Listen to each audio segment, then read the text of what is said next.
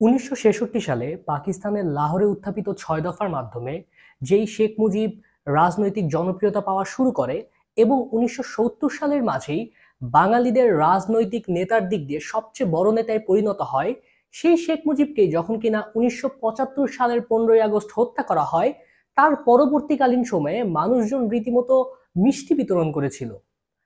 কেন এই মিষ্টি বিতরণ করা বা কেন এই আনন্দ ছিল মানুষের মাঝে শেখ মুজিব হত্যা হওয়ার পরে? এর কারণ কি এই যে স্বাধীন বাংলাদেশের প্রথম স্বৈরাচার থেকে মানুষজন মুক্তি পেয়েছিল? এই প্রশ্নের উত্তর নিয়ে আজকে আলোচনা করব আমি আপনাদের সাথে। আমি কে এম জুলকারনাইন আছি, দেশের একজন সাধারণ নাগরিক। চলুন আলোচনা শুরু করা যাক। আজ দুঃখ ভারাক্রান্ত মন নিয়ে আপনাদের সামনে হাজির হয়েছি। Same tanks on the streets, soldiers still on guard. And yet it is almost as if nothing had happened. There was no rioting, almost no reaction to Sheikh Mujib's murder because lately he had lost his hold on the country.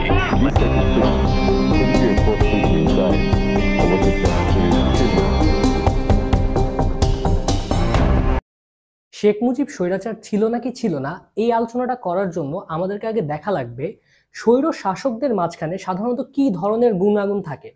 আমরা যদি কিনা বিশ্বের অধিকাংশ স্বৈরাচারী শাসকদের দিকে তাকাই, তাহলে তাদের মাঝে তিনটা বিষয় কমন লক্ষ্য করতে পারবো। এক নাম্বার, জনপ্রিয়তা। প্রত্যেকটি স্বৈরাচারী শাসকই ক্ষমতায় আসার আগ পর্যন্ত বা ক্ষমতার কেন্দ্রবিন্দুতে আসার আগ পর্যন্ত জনগণের মাঝে এদের বিপুল পরিমাণে জনপ্রিয়তা থাকে এবং জনগণের মাঝে এদের গ্রহণযোগ্যতাও থাকে বিপুল পরিমাণে। দ্বিতীয়ত, বিরোধী মত দমন। প্রত্যেকটি স্বৈরাচারী শাসকই নিজের বিরুদ্ধে যাতে কোনো মতামত তৈরি না হতে পারে সেই জন্য অন্যায় আইন এবং বল প্রয়োগ করার মাধ্যমে প্রতিটি বিরোধী মত এবং বিরোধী দল দমন করার সর্বোচ্চ চেষ্টা করে। তৃতীয়ত, দেশের সকল ক্ষমতা নিজের হাতে কেন্দ্রীভূত করা, অর্থাৎ একটি রাষ্ট্রের আইন বিভাগ, বিচার বিভাগ, প্রশাসন, এই সকল কিছুর একমাত্র ডিসিশন মেকার এবং প্রত্যক্ষভাবে ডিসিশন মেকার যাতে স্বৈরশাসক নিজেই হয়, সেই জিনিসটা নিশ্চয়ন করা প্রত্যেকটি স্বৈরশাসকের একটা সাধারণ গুণ। এখন আসেন আমরা দেখি শেখ মুজিবের মাঝে এই গুণাগুণগুলো কি পরিমাণে ছিল। প্রথমত, জনপ্রিয়তা। শেখ মুজিবের গড়পড়তা বাঙালির চাইতে উচ্চতা বেশি ছিল, দৈহিক গঠন ছিল বলিষ্ঠ এবং বক্তৃতা দেওয়ার অসাধারণ ক্ষমতা ছিল শেখ মুজিবের। এই সকল কিছু গুণাগুণের সমন্বয়ে ১৯৬৬ ৬ দফা থেকে শুরু করে ১৯৭১ ৭ই মার্চের ভাষণ এবং এর মাঝের নানা ঘটনাবলীর মধ্য দিয়ে শেখ মুজিব বাঙালির নেতাদের মাঝে একেবারে শীর্ষে চলে যায় জনপ্রিয়তার দিক দিয়ে। অর্থাৎ শেখ মুজিবুরের আমরা যদি কিনা জনপ্রিয়তার দিকটা দেখতে যাই, তাহলে অবশ্যই তার জনপ্রিয়তা ছিল এবং এই জনপ্রিয়তাকেই ব্যবহার করে স্বাধীন বাংলাদেশে ১৯৭২ সালে ক্ষমতার কেন্দ্রবিন্দুতে চলে আসে শেখ মুজিবুর রহমান।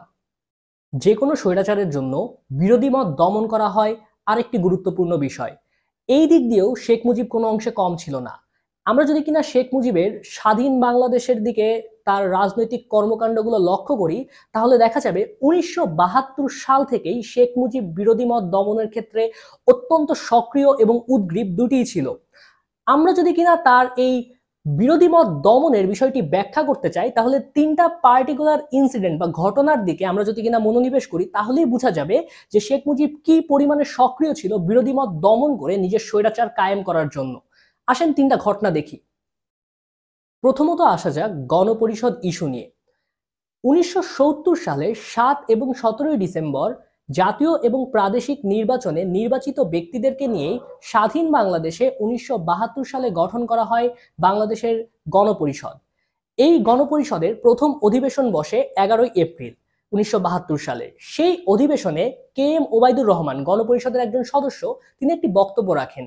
এই বক্তব্যের মূল বিষয় ছিল হচ্ছে এই যে গণপরিষদ আছে তাকে সার্বভৌম ক্ষমতা প্রদান করার মাধ্যমে স্বাধীন বাংলাদেশের পার্লামেন্ট ঘোষণা করা, যাতে করে মন্ত্রিসভার এই পার্লামেন্টের কাছে দায়বদ্ধতা থাকে।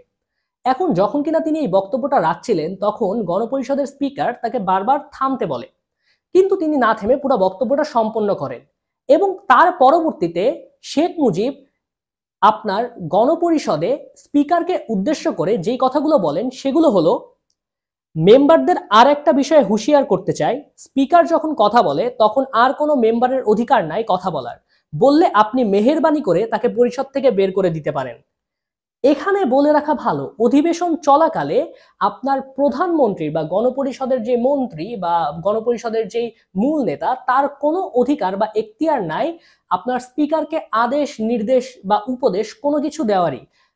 শেখ মুজিব সেই বিষয়টি লঙ্ঘন করে একেবারে অধিবেশন চলাকালীন সময়ে নিজ বক্তব্যে স্পিকারকে আদেশ কিংবা উপদেশ যে হিসাবেই আপনি নেন সেটা দেয় এবং পরবর্তীকালীন সময়ে গণপরিষদে আইন পাশ করা হয়, গণপরিষদ সদস্য পদ বাতিল আদেশ, যার মাধ্যমে যদি কিনা কেউ গণপরিষদে শেখ মুজিবের বিরুদ্ধে কোনো ধরনের কোনো কথাবার্তা বলে তাহলে তাকে তার সদস্য পদ বাতিল করার মাধ্যমে কথা বলার রাইটটুকু কেড়ে নেওয়া হচ্ছিল। এই অবস্থা ছিল আপনার গণপরিষদেরই 1972 সালে। এরপরে আসেন আমরা দ্বিতীয় ঘটনার দিকে যাই। পাকিস্তান শাসন আমলে বারংবার আর্মিদের হাতে ক্ষমতা হস্তান্তর হওয়া দেখে শেখ মুজিবের মনে একটি যৌক্তিক ভয় ছিল যে তার কাছ থেকে ক্ষমতা আর্মিরা কেড়ে নিতে পারে, অর্থাৎ সেনাবাহিনী ক্ষমতা নিজের হাতে নিয়ে নিতে পারে শেখ মুজিবকে ক্ষমতা থেকে সরিয়ে দিয়ে। এই ভয়ের কারণে সে যেই কাজটি করে সেটি বেশ অবাক করার মতো। 1972 সালের 8 ফেব্রুয়ারি সে একটি আইন পাশ করার মাধ্যমে গঠন করে জাতীয় রক্ষী বাহিনী, যেটা কিনা একটা আধা সামরিক বাহিনী, কিন্তু এই জাতীয় রক্ষী বাহিনী বা সংক্ষেপে বলতে গেলে রক্ষী বাহিনীকে শেখ মুজিব ডিরেক্ট নির্দেশনা প্রদান করত এবং এদেরকে অনেক বেশি পরিমাণে ফ্যাসিলিটিস দিত এবং এইটা করার মাধ্যমে শেখ মুজিব এই জিনিসটা এনশিওর করতে চেয়েছিল যাতে করে সেনাবাহিনী তাকে উৎখাত না করতে পারে, কারণ সে সেনাবাহিনীর প্যারালালি আরেকটা বাহিনী চালাচ্ছিল যেটা হচ্ছে এই রক্ষী বাহিনী। এখন কেন এই রক্ষী বাহিনীর উপর শেখ মুজিবের এই পরিমাণে বিশ্বাস ছিল? এটার একটা অন্যতম কারণ হচ্ছে এই রক্ষী বাহিনীতে তাদেরকেই নিয়োগ দেওয়া হতো যারা কিনা আপনার মুজিব বাহিনীর ছিল, অর্থাৎ মুক্তিযুদ্ধের সময় একেবারে শুরুর দিকে গঠন হওয়া মুক্তি বাহিনীতে যোগদান না করে যারা হচ্ছে মুজিব বাহিনীতে যোগদান করেছিল এবং এই মুজিব বাহিনীতে যারা ছিল তাদের একান্ত আনুগত্য ছিল শেখ মুজিবের প্রতি এবং শেখ পরিবারের প্রতি। সেই কারণে এই ভরসার জায়গা থেকে শেখ মুজিব এই রক্ষী বাহিনী গঠন করেছিল যাতে করে সেনাবাহিনী তাকে উৎখাত না করতে পারে এবং সেনাবাহিনীর কাছাকাছি ক্ষমতা সম্পন্ন আরেকটি বাহিনী থাকে এবং এই বাহিনীর মাধ্যমে এমন কোনো হীন কাজ নাই যেটা শেখ মুজিব করে নাই। এই রক্ষী বাহিনী 1972 সাল থেকে 1975 সাল পর্যন্তই বিভিন্ন ধরনের গুম খুন হত্যা অন্যান্য অনেক কাজ করেছিল। বিরোধী মতের সকলকে হুটহাট করে গুম করা হতো, হত্যা করা হতো, আপনার বিচার বহির্ভূত ক্রস ফায়ার করা হতো, এই ধরনের অনেক কর্মকাণ্ড করেছিল এবং এগুলো তারা করত সন্ত্রাস ও বিদ্রোহ দমনের নাম করে। অর্থাৎ এই রক্ষী বাহিনীকে শেখ মুজিব দিন শেষে ব্যবহার করেছিল আপনার বিরোধী মত দমন করার জন্যই। এখানে প্রসঙ্গত বলে রাখা যায় 1972 সালেই কিন্তু গঠন হয় হচ্ছে জাতীয় সমাজতান্ত্রিক দল। 1972 সালের 31 অক্টোবর এই জাতীয় সমাজতান্ত্রিক দল গঠন করা হয়েছিল বা জাসদ গঠন করা হয়েছিল কারণ দেখা যাচ্ছিল আওয়ামী লীগ একক আধিপত্য বিস্তার করতে শুরু করেছে এবং আওয়ামী লীগ অনেকখানি স্বৈরাচারী মনোভাব পোষণ করছে। সেই কারণে আওয়ামী লীগের প্রতিপক্ষ হিসাবে একটি স্ট্রং বিরোধী দল গঠন করার জন্য এই জাসদ এসে দাঁড়ায় এবং এই জাসদের নেতাদেরকেই পরবর্তীকালীন সময়ে গুম খুন করার জন্য এই রক্ষী বাহিনীকে ব্যাপকভাবে ব্যবহার করা হয়। এরপরে এখন আমরা তাহলে যে জিনিসটা দেখতে পাইলাম 1972 সালে প্রথমত গণপরিষদে শেখ মুজিব বেশ পরিমাণে স্বৈরাচারী মনোভাব প্রকাশ করেছে, অন্যদের মত প্রকাশ তেমন ভাবে করতে দিচ্ছে না। এর পরবর্তীতে সে একটি বাহিনী গঠন করলো যে বাহিনীর মাধ্যমে সে গুম খুন করতেছিল পর্যন্ত। এখন আসা যাক তৃতীয় ঘটনাতে এবং স্বাধীন বাংলাদেশের প্রথম সাধারণ নির্বাচনের দিকে। আসেন সেখানকার ঘটনাগুলো জানি। 1973 সালে বাংলাদেশের প্রথম সাধারণ নির্বাচনে আমরা দেখতে পাই শেখ মুজিবের চূড়ান্ত স্বৈরাচারী মনোভাবের বহিঃপ্রকাশ। সেই নির্বাচনে বিপুল পরিমাণে কারচুপির অভিযোগ বিভিন্ন জায়গা থেকে ছিল। তখনকার পত্রপত্রিকাগুলোতে বিভিন্ন ভোট কেন্দ্রে যে জালিয়াতি হয়েছিল, ব্যালট বাক্স চুরি হয়েছিল, সন্ত্রাসের মাধ্যমে ফলাফল পরিবর্তন করা হয়েছিল, এই ধরনের শিরোনামে ভরপুর ছিল। এইখানে বলে রাখা ভালো 1972 সালের এই শর্ট টাইমের কর্মকাণ্ডের মাঝেই আওয়ামী লীগের তৎকালীন সময়ে যে জনপ্রিয়তা ছিল সেটা কিছুটা কমতি তৈরি হয়েছিল, কিন্তু তারপরেও আওয়ামী লীগ সংখ্যাগরিষ্ঠতা অর্জন করার মাধ্যমে অবশ্যই ওই নির্বাচনে সরকার গঠন করত। কিন্তু শক্তিশালী বিরোধী দল হিসাবে উঠে আসার বিপুল সম্ভাবনা ছিল জাসদের, কারণ জাসদে অনেক মুক্তিবাহিনীর নেতারা যোগদান করেছিল, যার কারণে জাসদের জনপ্রিয়তাও একেবারে কম ছিল না। কিন্তু খুবই অবাক করার বিষয়, 237টি আসনে প্রতিদ্বন্দ্বিতা করে জাসদ, কিন্তু সেখানে তারা মোট ভোট পায় মাত্র 7% এবং একটি মাত্র আসনে তারা জয়লাভ করে, যেটা কিনা খুবই খুবই অস্বাভাবিক একটি ঘটনা। এর কারণ কি? এর কারণ শেখ মুজিব এটা নিশ্চয়ন করতে চেয়েছিল যাতে সংসদে কোনো বিরোধী দল গঠন করা না হয়, কারণ বিরোধী দল গঠন করতে হলে আপনাকে কমপক্ষে 10টি আসনে কোনো একটা দলকে জয়লাভ করা লাগবে, তারপরে গিয়েই সেই দলটি বিরোধী দল গঠন করতে পারবে সংসদে। কিন্তু যাতে করে সংসদে কোনো আক্ষরিক অর্থে বিরোধী দল নাই থাকে সেটা নিশ্চিত করার জন্য শেখ মুজিব আপনার এই নির্বাচনে এই পরিমাণে কারচুপি করে এবং বল প্রয়োগ করার মাধ্যমে 291টি সিট আওয়ামী লীগ জিতে এবং নিশ্চিত করে সংসদেও যাতে তাদের বিপক্ষে কোনো ধরনের কোনো কথাবার্তা না হয়।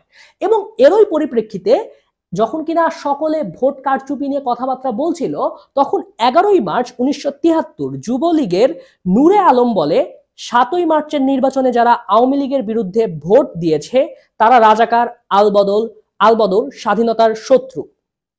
অর্থাৎ আপনারা দেখতেই পাচ্ছেন যে এই যে রিসেন্ট টাইমে যখন কিনা হচ্ছে আমরা হাসিনাকে উৎখাত করলাম, সেই হাসিনার অনেকটা যেরকম কথাবার্তা ছিল 1973-এর সময়ও আওয়ামী লীগ অনেকটা সেরকম কথাবার্তাই বলল, আওয়ামী লীগের বিরুদ্ধে গেলেই রাজাকার, আলবদর স্বাধীনতার শত্রু। যাই হোক, পরবর্তীতে আমরা যদি কিনা একটু লক্ষ্য করি এই আওয়ামী লীগ আলটিমেটলি কতটুকু ডেসপারেট ছিল বিরোধী মত দমন করার জন্য, তার আরেকটি উদাহরণ হচ্ছে আপনার পরবর্তী স্বাধীন বাংলার প্রথম ডাকসু নির্বাচন। এই ডাকসু নির্বাচন অর্থাৎ ঢাকা ইউনিভার্সিটির আপনার ছাত্র সংসদ নির্বাচনে যখন কিনা দেখা যাচ্ছিল জাসদ সমর্থিত পরিষদ জয়লাভের অনেক কাছাকাছি ছিল, ঠিক সেই মুহূর্তে যে ঘটনাটা ঘটে সেটা হচ্ছে শেখ কামাল ব্যালট বাক্স ছিনতাইয়ের মাধ্যমে এটা নিশ্চিত করে যাতে জাসদ সমর্থিত পরিষদ জয়লাভ না করতে পারে এবং আওয়ামী লীগ সমর্থিত পরিষদই জয়লাভ করে।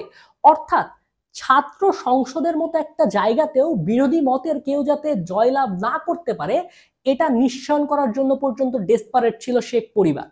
এর মাধ্যমেই প্রকাশ পায় বিরোধী মত দমন করার জন্য কি পরিমাণে উদ্গ্রীব এবং কি পরিমাণে সক্রিয় ছিল শেখ মুজিব। সবশেষে আসা যাক স্বৈরাচারী শাসকদের সবচেয়ে গুরুত্বপূর্ণ বৈশিষ্ট্য, তা হলো রাষ্ট্রের সকল কিছুর ক্ষমতা সরাসরি নিজের কর্তৃত্বে নেওয়া। অর্থাৎ আইন বিভাগ, বিচার বিভাগ এবং সকল প্রশাসনের উপর সরাসরি একজন মানুষেরই নিয়ন্ত্রণ থাকবে এবং সেই মানুষটি হলো স্বৈরাচারী শাসক নিজে।